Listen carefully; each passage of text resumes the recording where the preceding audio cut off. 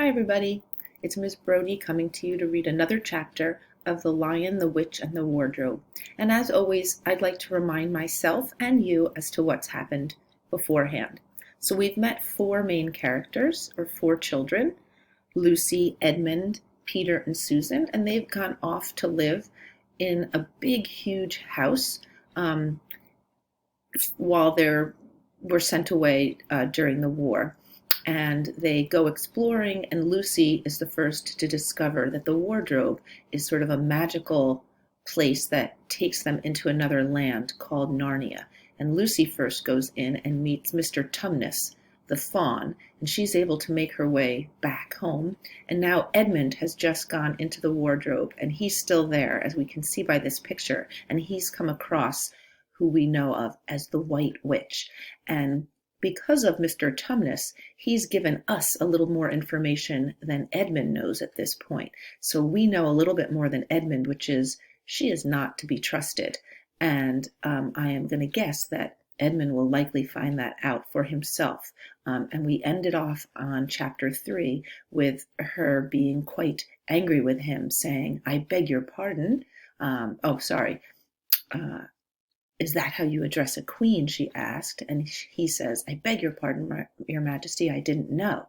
"Not know the Queen of Narnia?" cried she. "Ha! You shall know us better hereafter. But I repeat, what are you?" "Please, your majesty," said Edmund, "I don't know what you mean. I'm at school. At least I was. It's the holidays now." So again, we're seeing that we're noticing the setting, some of the things we've learned about, thinking about the setting and how we have really two settings here and how they feel quite different. We also want to be thinking about the dragons that our characters are facing in their story, real or metaphorical. We're thinking about how characters are not always exactly how they might seem. And we also are thinking about problems for our characters and solutions. These are things that are always in our mind. Let's see how chapter 4 goes for Edmund. Chapter 4, called Turkish Delight. "But what are you?" said the queen again. "Are you a great overgrown dwarf that has cut off its beard?" "No, your majesty," said Edmund. "I never had a beard. I'm a boy." "A boy?" said she. "Do you mean you are a son of Adam?" Edmund stood still, saying nothing. He was too confused by this time to understand what the question meant. "I see you are an idiot, whatever else you may be," said the queen. "Answer me once and for all, or I shall lose my patience. Are you human?" "Yes, your majesty," said Edmund. "And how, pray, did you come to enter my dominions?" "Please, your majesty, I came in through a wardrobe." "A wardrobe? What do you mean?" I opened a door and just found myself here, your majesty," said Edmund. "Ha!" said the queen, speaking more to herself than to him. A door from the world of men. I have heard of such things. This may wreck all, but he is only one, and he is easily dealt with." As she spoke these words, she rose from her seat and looked Edmund full in the face, her eyes flaming. At the same moment, she raised her wand. Edmund felt sure that she was going to do something dreadful, but he seemed unable to move. Then, just as he gave himself up for lost, she appeared to change her mind. "My poor child," she said in quite a different voice, "how cold you look! Come and sit with me here on the sledge, and I will put my mantle round you and we will talk." Edmund did not like this arrangement at all, but he dared not disobey. He stepped onto the sledge and sat at her feet, and she put a fold of her fur mantle round him and tucked it well in. "Perhaps something hot to drink," said the queen. "Should you like that?" "Yes, please, your majesty," said Edmund, whose teeth were chattering. The queen took from somewhere among her wrappings a very small bottle, which looked as if it were made of copper. Then, holding out her arm, she let one drop fall from it into the snow beside the sledge. Edmund saw the drop for a second in mid-air, shining like a diamond. But the moment it touched the snow, there was a hissing sound, and there stood a jeweled cup full of something that steamed. The dwarf immediately took this and handed it to Edmund with a bow and a smile. Not a very nice smile. Edmund felt much better as he began to sip the hot drink. It was something he had never tasted before, very sweet and foamy and creamy, and it warmed him right down to the toes. "It is dull, son of Adam, to drink without eating," said the queen. Presently, "What would you like best to eat?" "Turkish Delight, please, your majesty," said Edmund. The queen let another drop fall from her bottle onto the snow, and instantly there appeared a round box tied with green silk ribbon, which, when opened, turned out to contain several pounds of the best Turkish Delight.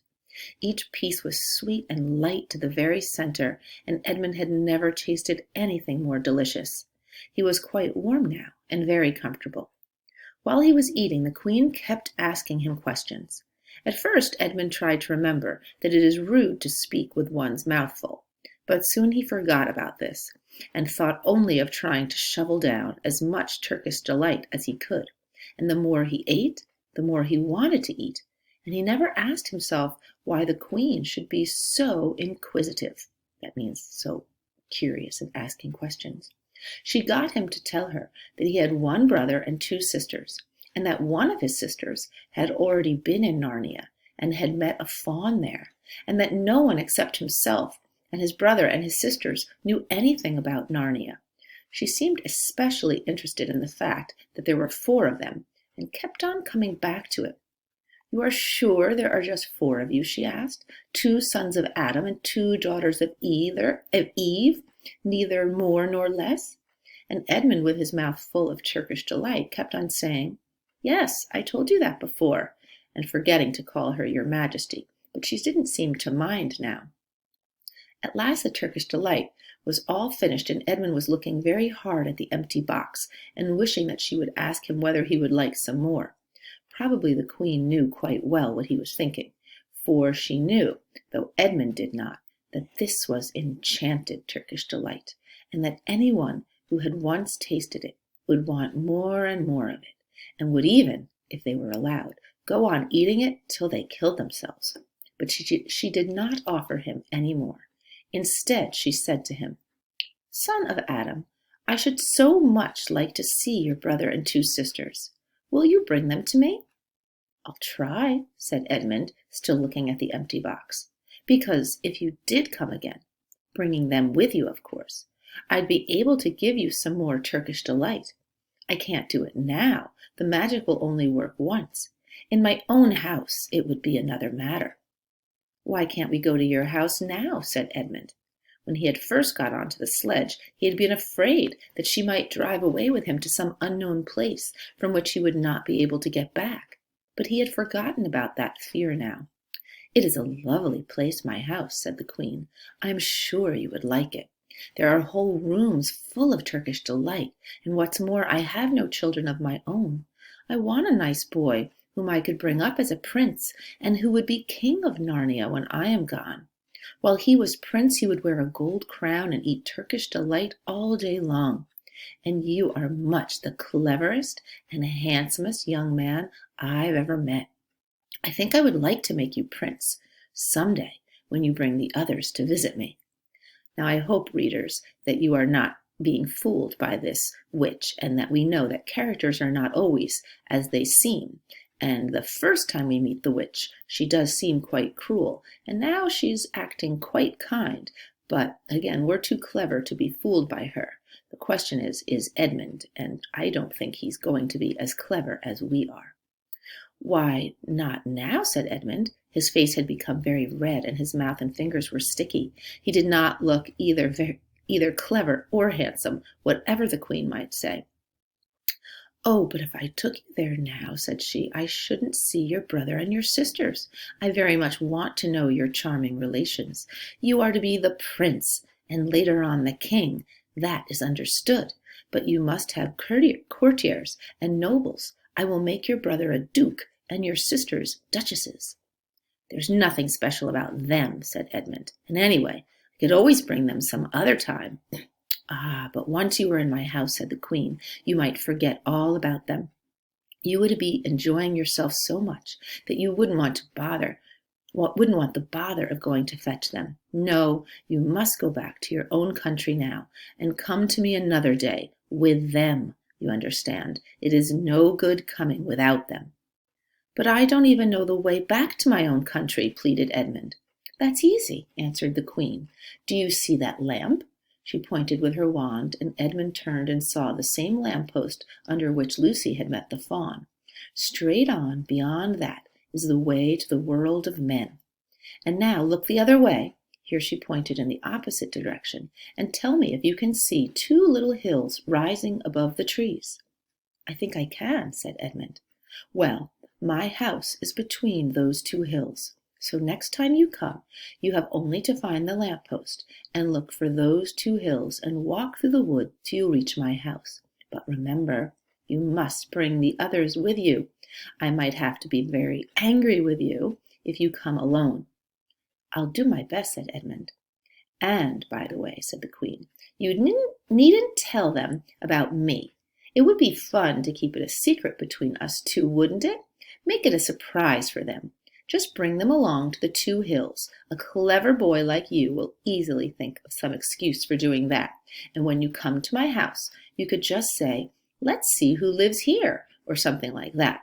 I am sure that would be best. If your sister has met one of the fawns, she may have heard strange stories about me, nasty stories that might make her afraid to come to me. Fawns will say anything, you know.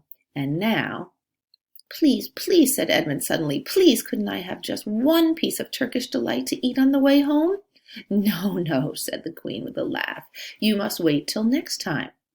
While she spoke, she signaled to the dwarf to drive on, but as the sledge swept away out of sight, the Queen waved to Edmund, calling out, next time, don't forget, come soon." Edmund was still staring after the sledge when he heard someone calling his own name, and looking round he saw Lucy coming toward him from another part of the wood. "Oh, Edmund," she cried, "so you've got in too. Isn't it wonderful? And now—" "All right," said Edmund. "I see you were right, and it is a magic wardrobe after all. I'll say I'm sorry if you like, but where on earth have you been all this time? I've been looking for you everywhere." "If I'd known you had gotten in, I'd have waited for you," said Lucy, who was too happy and excited to notice how snappishly Edmund spoke, or how flushed and strange his face was. "I've been having lunch with dear Mr. Tumnus the fawn, and he's very well, and the White Witch has done nothing to him for letting me go, so he thinks she can't have found out. Perhaps everything is going to be all right after all." "The White Witch?" said Edmund. "Who's she?"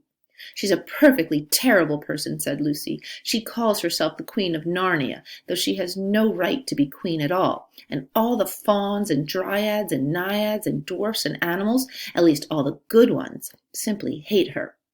And she can turn people into stone and do all kinds of horrible things, and she has made a magic so that it always is winter in Narnia, always winter, but it never gets to Christmas, and she drives about on a sledge drawn by a reindeer, with her wand in her hand and a crown on her head."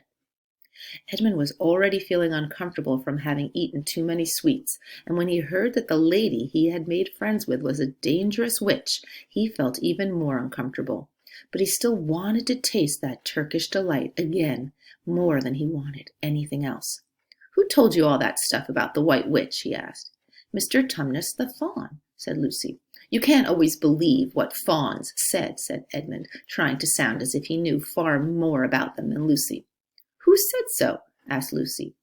"Everyone knows it," said Edmund. "Ask anybody you like, but it's pretty poor sport standing here in the snow. Let's go home." "Yes, let's," said Lucy. "Oh, Edmund, I am glad you've got in too. The others will have to believe in Narnia now that both of us have been there. What fun it will be!" But Edmund secretly thought that it would not be as good fun for him as for her. He would have to admit that Lucy had been right before all the others, and he felt sure the others would all be on the side of the fawns and the animals. But he was already more than half on the side of the witch. He did not know what he would say, or how he would keep his secret once they were all talking about Narnia. By this time they had walked a good way. Then suddenly they felt coats around them instead of branches, and next moment they were both standing outside the wardrobe in the empty room. "I say," said Lucy, "you do look awful, Edmund. Don't you feel well?" "I'm all right," said Edmund, But this was not true. He was feeling very sick. "Come on, then," said Lucy. "Let's find the others. What a lot we shall have to tell them, and what wonderful adventures we will have now that we're in it together."